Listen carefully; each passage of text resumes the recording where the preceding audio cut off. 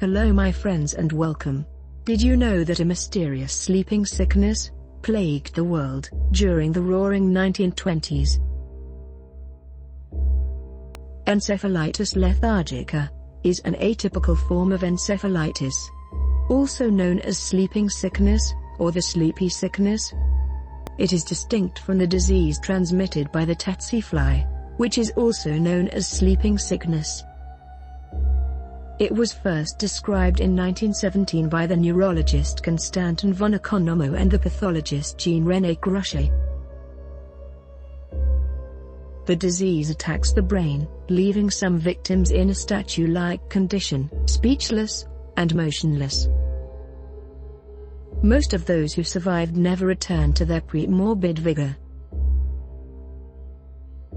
In the words of the famed neurologist and writer, Oliver Sacks, they would be conscious and aware, yet not fully awake. They would sit motionless and speechless all day in their chairs, totally lacking energy, impetus, initiative, motive, appetite, affect or desire.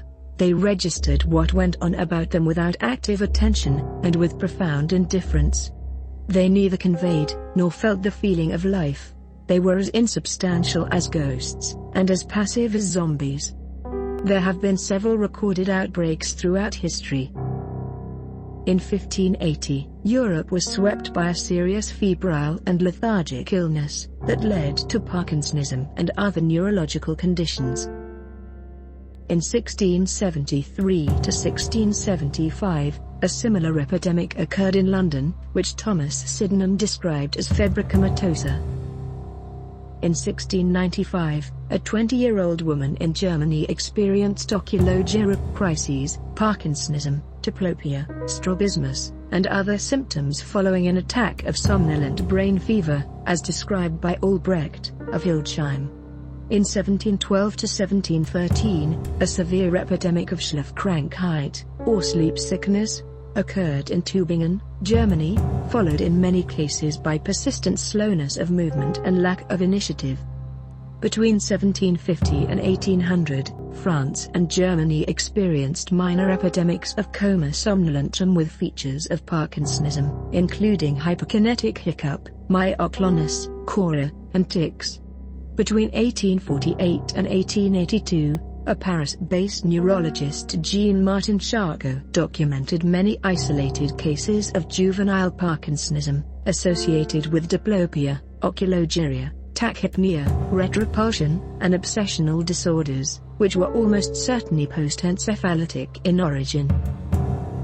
In 1890 in Italy, following the influenza epidemic of 1889 to 1890, a severe epidemic of somnolent illnesses, nicknamed the nonna, appeared. For the few survivors of the nonna, Parkinsonism and other conditions developed in almost 100% of all cases. During the winter of 1916 to 1917, a new illness suddenly appeared in Vienna and other cities. It rapidly spread worldwide over the next 3 years. Reports appeared throughout Europe as early as the winter of 1915 to 1916, but communication about the disease was slow and chaotic, given the varied manifestation of symptoms, and the difficulties disseminating information in wartime. Until Constantine von Economo identified a unique pattern of damage among the brains of deceased patients, and introduced the unifying name encephalitis lethargica. Reports of the protean disease came in under a range of names: botulism, toxic ophthalmoplegia, epidemic stupor, epidemic lethargic encephalitis, acute paleo-encephalitis, Hein-Meeden disease, bulbar paralysis, hysteroepilepsy, acute dementia, and sometimes just an obscure disease with cerebral symptoms. Just 10 days before von Economo's breakthrough in Vienna, Jean-René Gruchet described 40 cases of subacute encephalomyelitis in France. Encephalitis lethargica assumed its most virulent form between October 1918 and January 1919. The pandemic disappeared in 1927, as abruptly and mysteriously as it first appeared. The great encephalitis pandemic coincided with the 1918 influenza pandemic, and it is likely that the influenza virus potentiated the effects of the causative agent of the encephalitis, or at very least, lowered resistance to it in a catastrophic way. Many surviving patients of the pandemic seem to make a complete recovery, and return to their normal lives. However, the majority of survivors subsequently developed neurological or psychiatric disorders, often after years or decades of seemingly perfect health. Post-encephalitic syndromes varied widely. Sometimes they proceeded rapidly, leading to profound disability or death, sometimes very slowly. Sometimes they progressed to a certain point and then stayed at that point for years, or decades, and sometimes, following their initial onslaught, they remitted and disappeared. Post-encephalitic Parkinsonism is perhaps the most widely recognized of such syndromes. Most people with Parkinsonism have idiopathic Parkinson's disease. Idiopathic means the cause is unknown. Post-encephalitic Parkinsonism, on the other hand, is a disease believed to be caused by a viral illness that triggers degeneration of the nerve cells in the substantia nigra. Overall, this degeneration leads to clinical Parkinson's disease. Parkinson's disease is caused by a loss of nerve cells in the part of the brain called the substantia nigra.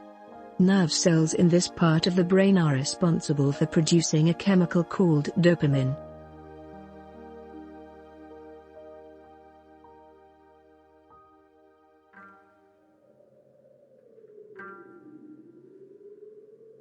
Adolf Hitler had Parkinson's symptoms in 1934, at the age of 45.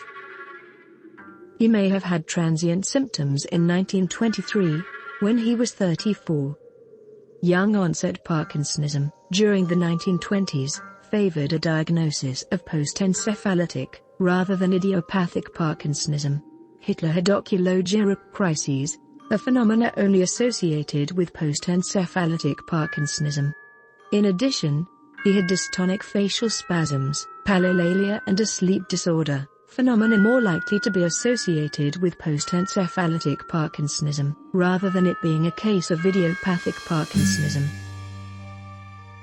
In November 1918, at age 29, Hitler may have had von Economo's encephalitis while he was a patient in a hospital, recovering from poison gas. Therefore, there is a strong possible relationship of von Economo's encephalitis to Hitler's asocial behavior, his obsessions, his compulsions, and his cruelty and rage. Adolf Hitler is one of the most well-known and reviled psychopaths in history. As the leader of Nazi Germany, he orchestrated both World War II and the Holocaust. These events led to the deaths of at least 40 million people. Nazi Germany and its collaborators systematically murdered around 6 million Jews across German-occupied Europe, around two-thirds of Europe's Jewish population, along with more than 5 million Polish people. They murdered around 500,000 of Europe's Roma. 275,000 people with congenital disabilities were also murdered, and hundreds of thousands of LGBT people were also sent to their deaths simply for existing. In the ensuing decades, he was the subject of countless books, documentaries, and TV shows, and in a sick kind of way, he is now seen and talked about more on our television screens than Jesus. Another psychopathic dictator of this generation was Benito Mussolini. An example of an individual who, with many charismatic talents, nevertheless allowed himself to use violence as a means to accomplish his rise over Italy. Narcissism comes in many forms. A narcissistic Mussolini was arrogant, deceitful, overconfident, and he epitomizes evil. Mussolini struggled with general paresis, a disease which impairs mental function due to untreated syphilis. Syphilis can invade the nervous system at any stage of infection, and causes a wide range of symptoms varying from no symptoms at all, to headache, altered behavior, and movement problems that look like Parkinson's or Huntington's disease. keeping in mind that post-encephalitic Parkinson's is a disease believed to be caused by a viral illness that triggers degeneration of the nerve cells in the substantia nigra, and that overall, this degeneration leads to clinical Parkinsonism. One can only conclude that the fascist Mussolini, like his Nazi counterpart Hitler, had a form of Parkinson's. Between 1915 and 1926, the pandemic of sleeping sickness had spread around the world, impacting nearly 5 million people, and killing an estimated 1.6 million. No recurrence of the pandemic has ever since been reported, though isolated cases continue to occur.